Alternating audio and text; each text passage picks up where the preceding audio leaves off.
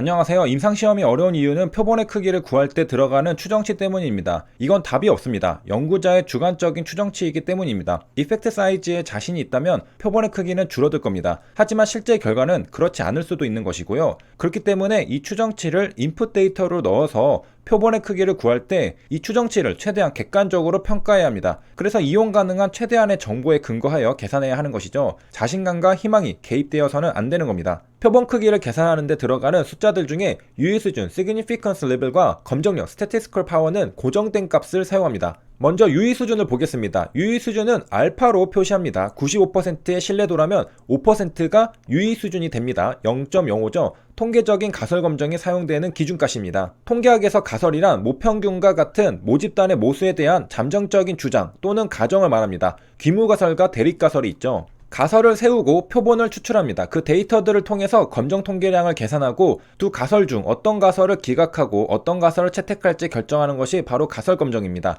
그리고 명심해야 할 것은 표본은 모집단에서 추출한 것이므로 모집단의 일부일 뿐이라는 사실입니다. 그래서 항상 오류의 가능성을 가지고 있습니다. 이 오류가 1종 오류, 2종 오류라는 겁니다. 그리고 이러한 통계적 오류들을 최소한의 허용 범위를 설정하여 가설 검정을 합니다. 그리고 티센트릭과 아바스틴 임상시험에서는 2종 오류를 20% 미만으로 잡겠다는 게 바로 파워, 검정력 80%의 의미입니다. 이렇게 표본의 크기를 구하고 임상시험에 들어가면요, 결과가 나오겠죠. 가설 검정에서는 우리가 알파를 많이 보죠. 1종 오류만 고려합니다. 2종 오류보다 중요하다는 것이죠. 표본의 크기를 구할 때 알파와 베타도 고정된 값으로 들어갑니다. 2종 오류는 표본의 크기를 구할 때 사용합니다. 1종 오류도 마찬가지로 표본의 크기를 구할 때 사용합니다. 보통 이펙트 사이즈에 대한 추정치와 함께 알파는 0.0으로 잡고 1- 베타는 80으로 잡고 표본의 크기를 구하는 겁니다. 그리고 이 표본의 크기를 토대로 임상시험 환자를 뽑고 임상시험을 진행해서 결과를 보는 것이죠. 다시 유의수준으로 돌아가서요. 유의수준이 0.05라는 건 무슨 말일까요? 유의수준 5%라는 건 독립변수가 실제로 종속변수에 효과가 없는데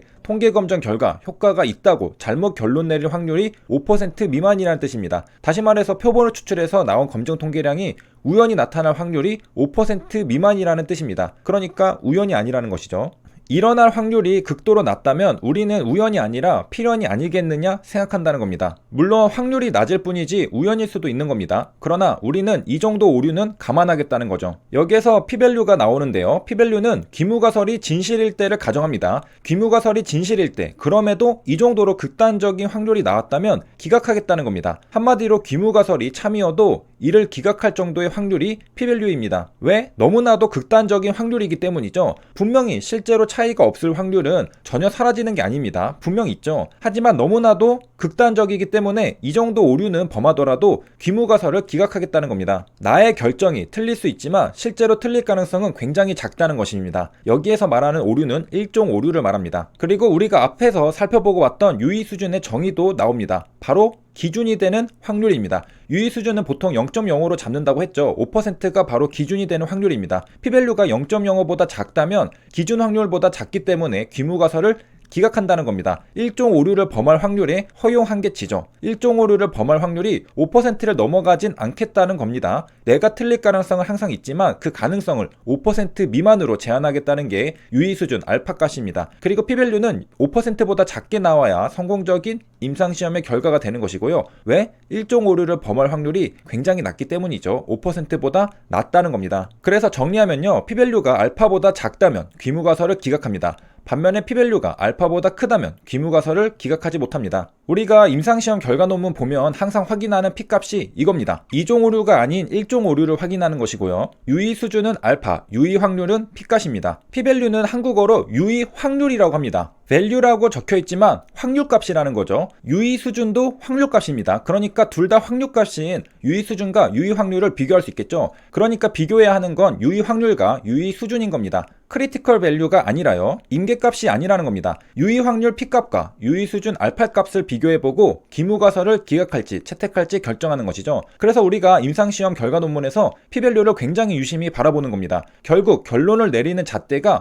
P밸류이기 때문이거든요. 유의 수준 0.05보다 P밸류가 높다면 1종 오류를 범할 가능성이 높으므로 차이가 없다고 결론 내린다는 겁니다. 오류 가능성이 커지니까 보수적으로 차이가 없다고 합니다. 참고로 유의 수준 알파는 0.05 미만입니다. 이하가 아닙니다. 그래서 P값이 유의 수준 0.05와 똑같은 숫자가 나왔을 경우에 판단은 귀무가설 기각이 됩니다. 그래서 유의 수준을 5%로 설정한다는 것은 유의한 결과를 얻었을 때 이러한 결과를 관찰할 기회를 5% 미만으로 설정한다는 것을 의미합니다. 그러니까 모집단에 실제로 존재하지 않는 효과를 표본을 대상으로 하는 연구에서 잘못 검출할 확률을 5% 정도 수용하겠다는 것이죠. 효과 없는데 효과 있다고 판단할 확률을 5%로 제한하겠다는 의미입니다. 일종 오류를 범할 가능성을 5% 미만으로 설정한다는 겁니다. 유의 수준을 낮게 조정할수록 표본의 크기는 어떻게 될까요? 증가합니다. 역의 관계가 있는데요. 당연하게도 오차를 줄이려면 표본을 많이 뽑아야 하겠죠. 알파는 유의 수준이라고 했는데요. 1-알파는 신뢰 수준, confidence level이라고 표현합니다. 그림을 보면 알파와 베타와 C를 볼 수 있는데요. 알파는 확률이었습니다. 확률값이죠. C는 critical value라고 해서 값입니다. 예를 들어 보겠습니다. X축에는 값들이 있겠죠. 그리고 그래프의 색칠한 부분들은 넓이인데 확률값이 될 겁니다. Z알파가 마이너스 1.28인데요. 이때 알파가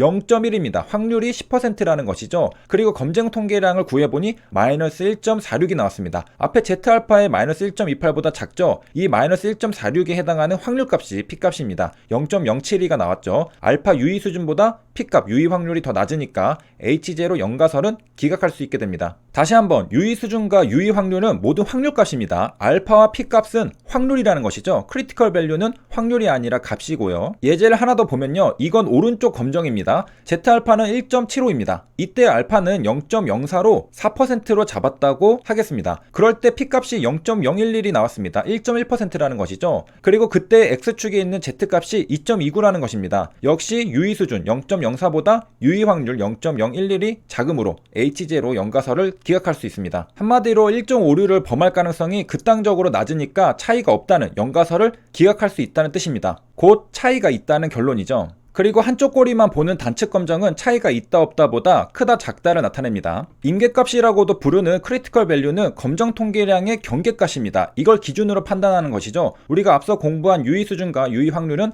확률을 나타냅니다. 넓이죠. 거기에 대응하는 값들이 있겠죠. 임계값이 바로 그 기준이 되는 값입니다. 임계값에 해당하는 확률이 유의 수준이겠죠. 그리고 우리가 실험을 통해 유의 확률 P값을 구해보고 비교해서 어떤 가설을 기각하고 채택할지 결정하는 겁니다. 임계값 마이너스 1.28에 해당하는 게 기준이죠. 여기에 해당하는 넓이가 알파 10%입니다. 마찬가지로 임계값 1.645가 있습니다. 이게 기준이고요. 여기에 해당하는 넓이 알파가 5%입니다. 확률이죠. 우리가 X축에 해당하는 저 값들을 알면 바로 P값을 구할 수 있는 겁니다. 즉 검정 통계량을 먼저 계산하고요. 그걸 토대로 P값을 계산할 수 있습니다. 세 줄 요약입니다. 임계값은 크리티컬 밸류입니다. 유의 수준은 알파입니다. 유의 확률은 P값입니다. 임상시험을 진행하기 전에 임상 디자인을 하는데요. 이때 표본의 크기도 구합니다. 왜 임상 디자인이 어렵냐면 여기에 추정치가 들어갑니다. 고정적인 숫자를 입력하는 알파와 베타를 빼면 나머지는 결국 임상을 진행하는 연구자의 추정치가 대부분입니다. 그래서 객관적인 데이터들을 기반으로 해서 임상 디자인을 잘 설계해야 하는 겁니다. 첫 단추가 가장 중요한 것이죠. 그리고 이런 설계를 잘하기 위해서 앞서서 여러 가지 임상 시험들도 진행해 보는 것이죠.